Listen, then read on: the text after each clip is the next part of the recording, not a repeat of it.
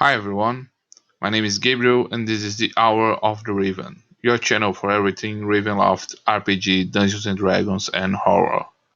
Today we shall explore the dark passages and tunnels of Timor, an underground domain that harbors monstrous horrors. But first, a few clarifications.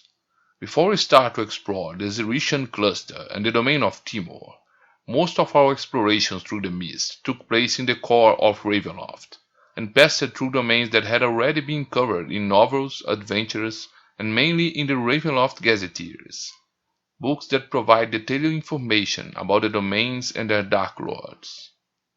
I have always been careful to present Ravenloft in my videos, taking into account official sources. However, in the case of Timor and other areas not previously covered by Ravenloft Gazetteers, I intend to expand these sources of information. Timor first appeared in the book Islands of Terror, which presented the domain not only as the present underground version, but also with a huge and beautiful metropolis that covered it. In the Grand Conjunction, the domain was merged with Peridon in the Zerishian cluster, but it didn't receive much attention after that. It was mentioned in the book Domains of Dread, but had more details described in the adventure published on the internet on the Secrets of the Kagatain website, called Shadows of the Knife. In the third edition, Timor received a mention in the main setting book, but the domain was not covered in one of the published gazetteers. The Ravenloft fan community wasn't going to let the setting rot into oblivion.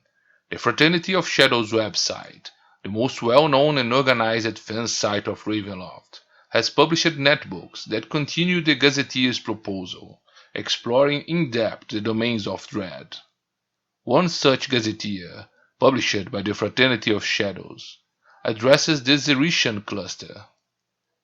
In the video description, I will also leave the link where you can download the netbook. The next video about Timor will be based on the official material, the Shadow of the Knife adventure, and the Zerishian Gazetteer, written by the Fraternity of Shadows. Are you ready? After escaping the horrors of Bloodspur, due to the curse of a lycanthropy, we found ourselves back in the sinister asylum for the mentally disturbed of Dr. the Clown Heimfroth. Freed from our captors, we fled to the woods, but we are unable to find a boat to escape this cursed island. To escape, we must resort to the mysterious Mistway, to an unknown destination. Invading the asylum once more, we evade our captors and enter the crypt of Annabeth at midnight, trusting in the secrets shared by our asylum inmates. Surrounded by cold mist tendrils, we are transported by a mist trail to the sinister underground corridors of Timor, where we wander, lost and scared, to discover what new horrors await us.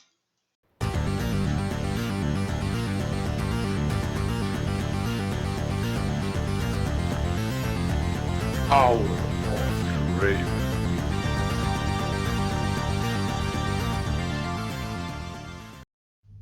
Timor is a domain of Ravenloft that deals with monstrous, alien, and incomprehensible horrors that hunt through dark, endless, claustrophobic, and maddening tunnels. Its dark horrors deals with themes of body horror and psychological horror, bringing fear, paranoia, and the very risk of turning yourself into a monster. Its underground monstrosities and labyrinthine tunnels can draw from sources of inspirations, such as the book The Mountains of Madness, or films such as Aliens, The Descent, or It. In its first appearance, the domain was a splendid and half-empty city, full of mysteries and paranoid inhabitants who fear each other and the underground monsters, and it also could draw inspiration from movies like The Dark City, or the paranoid of movies like The Mist or the series From. The current version of the domain is a network of intricate tunnels, and its cultural level can be classified as savage, with remnants of a Renaissance-era buildings. One of the only communities in the domain can be classified as having regressed to the Stone or Iron Age. Culturally, there is no clear official evidence of inspiration to Timor, although the Zerishian Gazetteer by the Fraterity of Shadows lists Arabic-inspired names on the few remaining native inhabitants who survived deep underground. Timor emerged as an island of fear, a domain isolated by the mists, and was a large metropolis with a vast network of tunnels that existed underground. After the Grand Conjunction, the domain was affected by a terrible earthquake, and the mists invaded it, merging it with the domain of Peridon. In a unique case in the Land of the Mists, the domains are situated vertically, with the city of Peridon having occupied the space of the old city of Timor, and with Timor underground becoming the endless sewers and tunnels beneath the great metropolis. Together, they form the Zerishian cluster. Describing the Timor region and its geography is a complex task, but it's possible to differentiate the regions through the different layers. The first layer, closest to the surface, is what is known as the sewers, which the inhabitants of Peridon named Via Cloaca. In this layer, you will find a network of tunnels that you would expect to find in the sewers of a large technologically advanced metropolis like Peridon, and traces of its architecture and its characteristics bricks can be found. The tunnels, drains, pipes and manholes of Peridon still functionally connect to this underground, but only a fool would believe that the sewers of Peridon are the same tunnels that existed before the Grand Conjunction. The truth is that with the arrival of Timor, the old sewers of Peridon seem to have merged with more complex and ancient tunnels. The maps of old sewers networks seem wrong, or at least outdated, and new and unknown tunnels are constantly being unveiled, to the astonishment of the brave people who explored these passages based on the city's old sewer maps. Some signs of this strange merge of the tunnels can be found by attentive observers. Tunnels with different construction materials, foreign architecture, and even rubbish and debris with objects from cultures different from the upper Peridon can be found in its passages. The sewer tunnels have low ceilings with typically rounded passages with gutter-like channels for water and waste. Some of these tunnels are narrow, allowing only single-file exploration. Although it connects with the city of Peridon above, its access points are few and far between. Metal grates and drains are common, but generally too small for an adult to pass through, although they allow a cacophony of sound from the surface to penetrate underground. These intricate passages connect to wider drainage tunnels and ultimately flow into an underground river that cut the sewers region in half. There is no bridge that crosses the turbulent and polluted waters of this river, and those who wish to pass between the western and eastern sides of the sewers must take risks to find passages and tunnels below the river, or ascend the streets of Peridon and find a new entrance to the sewers on the other side. Below the sewers is a layer of passages known as the tunnels. These passages no longer have any semblance of Peridon architecture, and derive directly from the style of the ancient metropolis of Timor. Here, these tunnels with high arches and vaulted ceilings demonstrate the advanced and monumental architecture of the ancient builders, and house the remains of the sewers, catacombs, and even part of the ancient metropolis that seemed to have partially collapsed and fallen into the depths of the earth, swallowed by large craters in a terrible earthquake. The region of the tunnels that contained the ancient series of Timor is today dry and full of rubble and dirt, covered by slime, fungi, and moss. Even in the state of abandonment, it is possible to see in the sewers aspects of the monumentality desired by Timor's architects, and among its decrepit walls of what should have been just sewers, it's possible to find frescoes and walls with mosaics and paintings. The light and grey bricks of its constructions should easily reflect the light, but they are taken over by dark dirt and mold that seem to absorb the light. Mold and moss descend from its ceiling, almost like vines of dirt, making any exploration difficult, as well as hiding predators that like to surprise their victims by falling on their heads. The part immediately below the river that crosses the layer of the sewers is marked by a dark, damp land. It is not uncommon for collapsed and unstable passages to be found near this area beneath the waters. Close to this area is a region of the tunnels called the Ruins, where part of the ancient city of Timor can be found. A great earthquake in Timor caused the river that crossed the city to dry up and open like a great fissure and crack that collapsed, swallowing its banks and part of the city into the depths of the earth. Here, the tunnels reveal ruined buildings that were once on the surface and that still somehow resist the abrupt descent into the bowels of the earth. Another very distinct region of the tunnels is the catacombs of Timor, where passages seem to lead to mausoleums, tombs and catacombs of the ancient city. It is not uncommon for a passage to come across an ancient forgotten tomb, or to reach catacombs corridors full of bones of their former occupants. These catacombs sometimes serve as a middle passage between the layer known as the tunnel and the deeper part of Timor, simply called the Hive. The Hive is the deepest layer of Timor, and here terrible horrors known as the Marikids make their lair.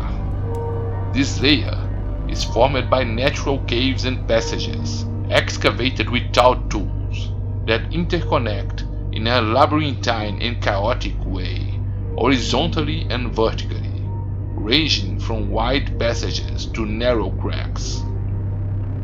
The walls are dark, stained black by some unknown substance. Navigation and exploration by humanoids are very challenging, and their passages can drive the explorers mad with their junctions and twists. None of this seems to stop the Marikids, the hideous predators that inhabit this region. Perhaps one of the most disturbing characteristics of this region are the traces of civilization that are sometimes found, as if part of the city, swallowed by the earth, had reached these depths, causing ruins, statues, and catacombs to sometime be seen in the middle of this labyrinth of horrors.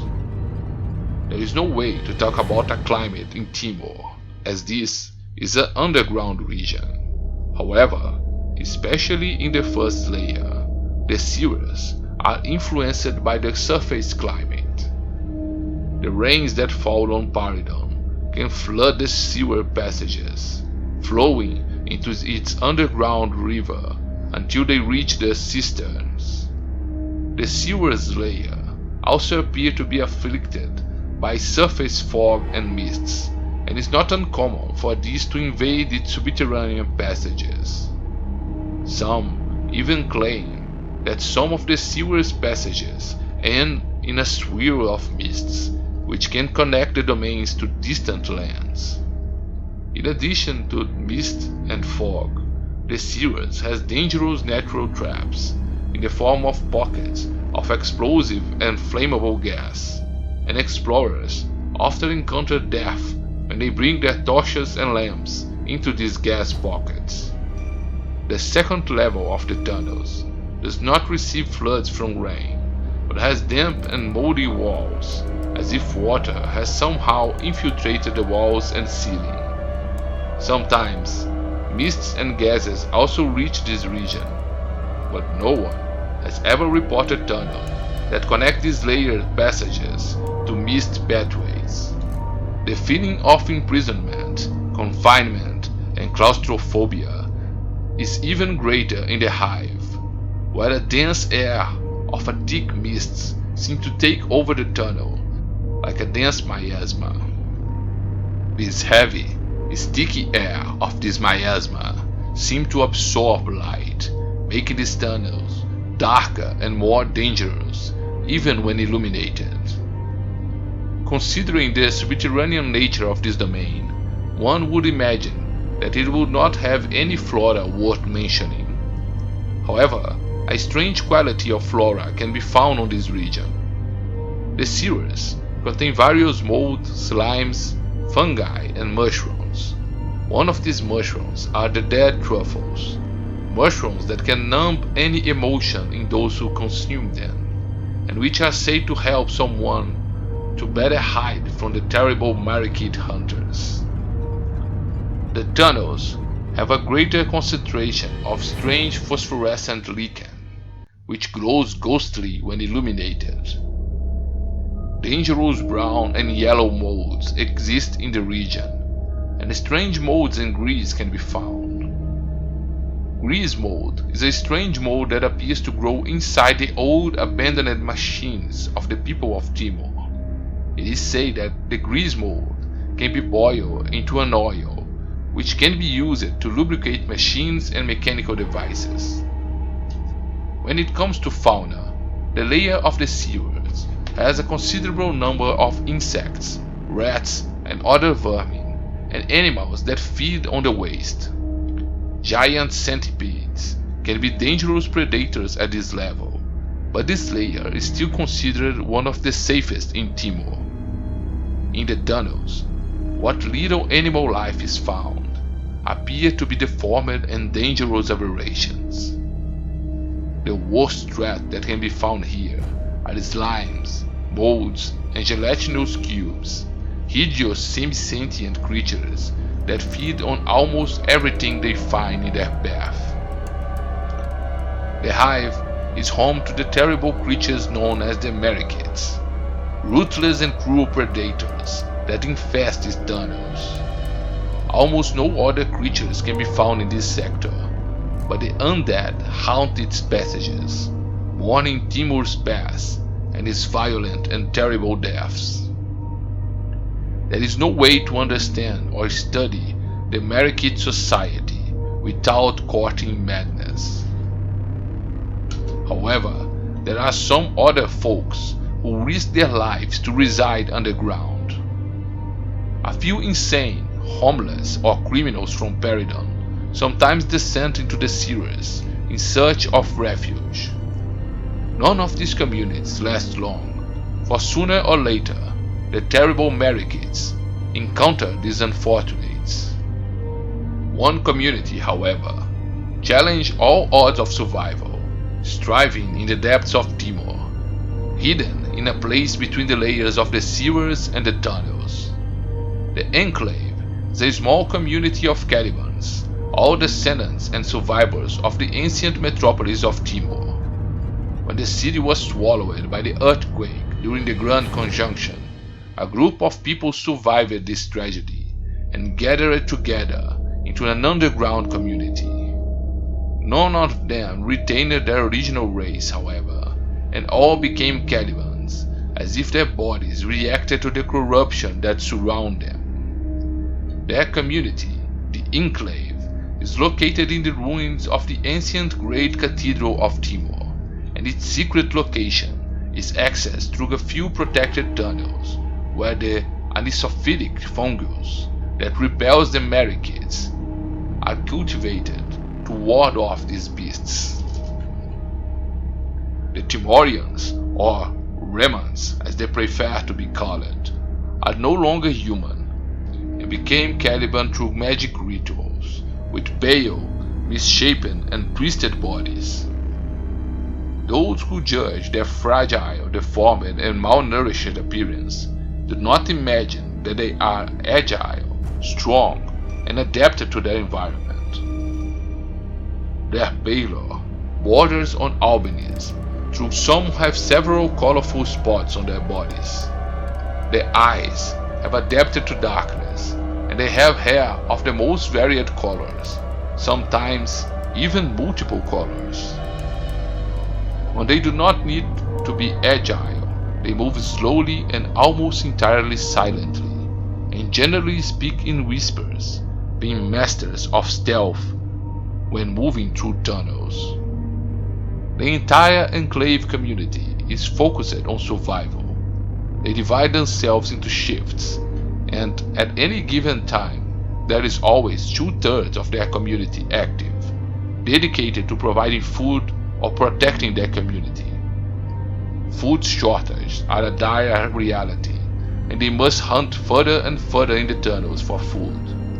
Everything they find or kill on their hunts is divided equally within the community, and greed, selfishness, or theft of food are horrendous crimes. Their cuisine is limited to fungi and molds that they know to be edible, as well as rats, insects, and other vermins. Occasionally, some of them are sent to the surface of Peridon, where they trade relics found underground for different foods. Their cuisine has a merely nutritious and utilitarian aspect, without any refinement or search for distinct flavors, and is limited to stews and casseroles. The tasks are divided among everyone, who take turns in the routines. The only exception to these routines is the religious leader of this community, the priest called the Finder, who conduct the community few religious rites. The population's clothing is composed with the material they find in the tunnels, made from seal and patched materials and leather. Colors are irrelevant in darkness, and dirt soon turns everything dark. Hair is kept short or tied tightly, so that it does not accumulate dirt. The language spoken by these people is Timorese, a refined language from the ancient metropolis. Its sonority is musical and rhythmic, marked by soft consonants and fluid vowels, and punctuated by sudden accents. Its beauty is lost in the whispers of their speech. Its written form can still be found in texts, lost in the ruins, and some of it have reached the surface. Children's education begins early, but does not include any formal aspects. From an early age, they are trained in the importance of community and survival underground, and even their games involve hiding and hunting in the dark and in silence. Celebrations are practically unknown in this community, which, although united, avoids any noise or loud sounds. Weddings are chosen by affinities and are perhaps the most joyful events in this community. On the day of this solemn ceremony, the entire community takes the opportunity to renew alliances and promises, and no one can refuse a fair favor that is asked of them. The couple is released from their task cycle for a few days, and they can enjoy a closed room lit by candles, where they can see themselves in the light, seeing for the first time their skin and eye colors. They have 2 days of celebrations. Ascension Day commemorates some great feat in Timor's past, probably the completion of the construction of its glorious city. On this day, strong and fiery drinks are distributed among the community, who consume it in silence. The other day is more somber and darker, the Shadowfall, marking the tragic earthquake that swallowed them into the depths of this labyrinth, and is marked by fasting and meditation. Their worldview is dominated by their religion, the cult of true form or twisted form. They believe that their born body form is not their true form, and that through their faith and behaviors, they will evolve and transform. Evil and unwanted behavior can turn them into monsters, and they believe this corruption is what destroyed their beautiful city of Timor. It is because of this belief that they do not choose to rise to the surface and live in Paradom, a city that they believe is doomed to a terrible fate for their sins. Interestingly, the human form is considered by them to be flawed and corruptible, and they all abandoned it and transformed themselves into Calibans through the ritual of the true form.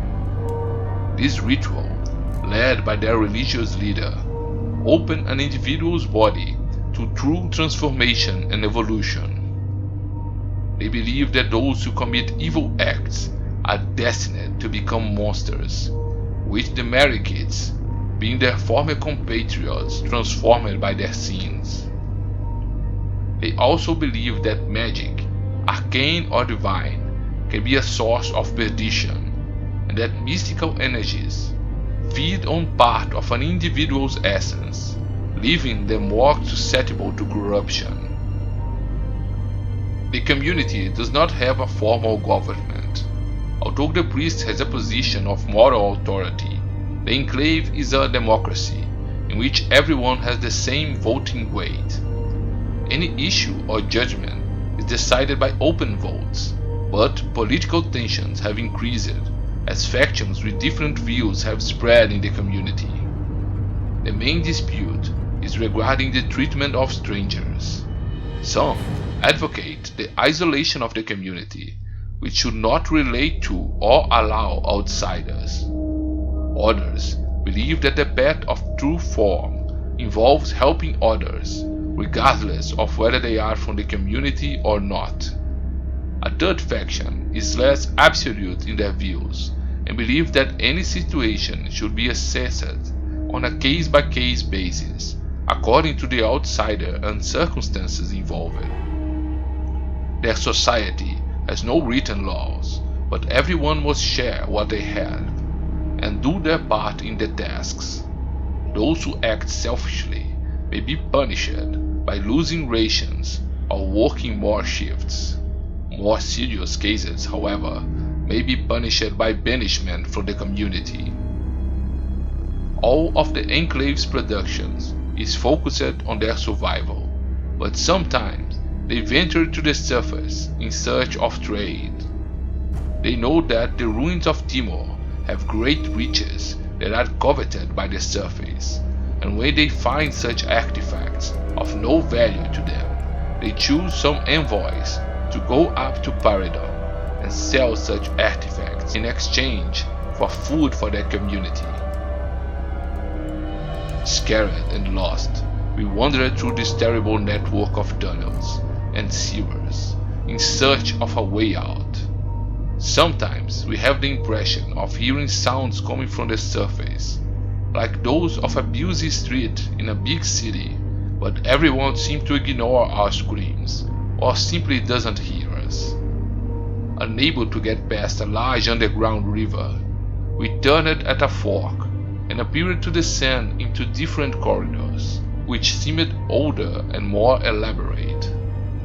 It is in these tunnels we wander into a passage where we are surprised by a group of pale and deformed humanoid figures that surround us.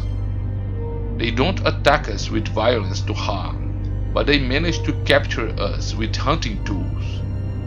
They argue a lot about what to do, as if they were undecided, but they end up taking us to an underground hall.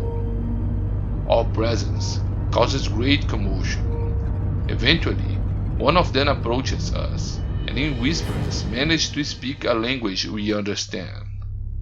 We are on trial as we inadvertently discover the location of the secret community, and our fate hangs in the balance.